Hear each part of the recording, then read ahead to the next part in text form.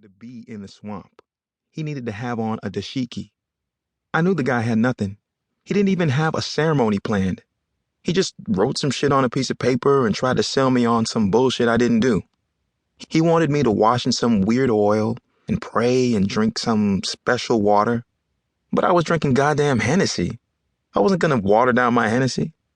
So I settled on getting a Santeria priest to do some witch doctor shit. We went to the courthouse one night with a pigeon and an egg.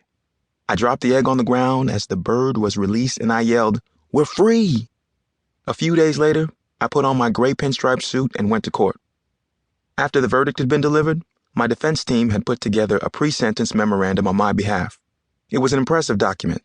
Dr. Jerome Miller, the clinical director of the Augustus Institute in Virginia and one of the nation's leading experts on adult sex offenders, had examined me and concluded that I was a sensitive and thoughtful young man with problems more the result of developmental deficits than of pathology. With regular psychotherapy, he was convinced that my long-term prognosis would be quite good. He concluded, a term in prison will delay the process further and more likely set it back. I would strongly recommend that other options with both deterrent and treatment potential be considered. Of course, the probation officers who put together their sentencing document left that last paragraph out of their summary, but they were eager to include the prosecution's opinion. An assessment of this offense and this offender leads the chief investigator of this case, an experienced sex crime detective, to conclude that the defendant is inclined to commit a similar offense in the future. My lawyers prepared an appendix that contained 48 testimonials to my character, from such diverse people as my high school principal, my social worker in upstate New York, Sugar Ray Robinson's widow, my adoptive mother, Camille, my boxing hypnotherapist, and 6 of my girlfriends and their mothers, who all wrote moving accounts of how I had been the perfect gentleman with them.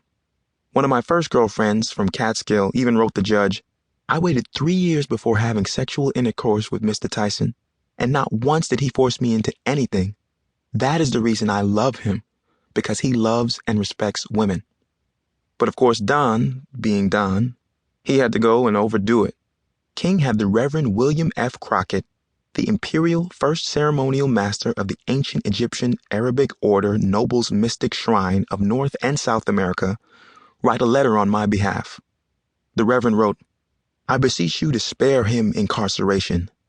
Though I have not spoken to Mike since the day of his trial, my information is that he no longer uses profanity or vulgarity, reads the Bible daily, prays, and trains." Of course, that was all bullshit. He didn't even know me.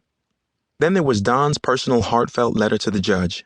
You would have thought that I had come up with a cure for cancer, had a plan for peace in the Middle East, and nursed sick kittens back to health. He talked about my work with the Make-A-Wish Foundation, visiting with sick kids. He informed Judge Gidford that every Thanksgiving, we gave away 40,000 turkeys to the needy and the hungry. He recounted the time when we met with Simon Wiesenthal, and I was so moved that I donated a large sum of money to help him hunt down Nazi war criminals. I guess Don forgot that the Klan hated Jews as much as they hated blacks. This went on for 8 pages, with Don waxing eloquently about me. It is highly unusual for a person his age to be concerned about his fellow man, let alone with the deep sense of commitment and dedication that he possesses. These are godlike qualities, noble qualities of loving, giving, and unselfishness. He is a child of God, one of the most gentle, sensitive, caring, loving, and understanding persons that I have ever met in my 20 years' experience with boxers. Shit, Don should have delivered the closing arguments instead of my lawyer.